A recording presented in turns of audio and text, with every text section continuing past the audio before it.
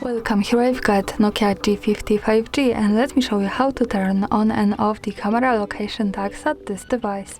So let's start by tapping on camera button to open it, and for now we are on standard photo mode.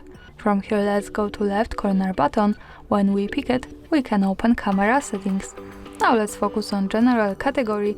At the third position here we have location tag option with short info from the device that this can save photo location information. By using the button from the right, we can easily turn it off and turn it on as we need. And here also the important thing is that to make it work correctly, when we want to save the actual location of our photo, we have to be connected with the internet, for example with the Wi-Fi or mobile data, and we have to turn on the location of this device. So remember about these two parameters to make it work. Now let me keep turning it on all of these settings. Let's move back to the camera to take a picture.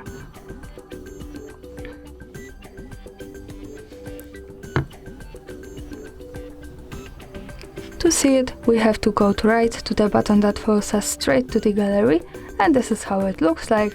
To check its location, we have to simply slide a little bit down, and here as you can see we have more details and the map with full address, so greetings from Kraków, Poland. That's all, thanks for watching, subscribe our channel and leave the thumbs up.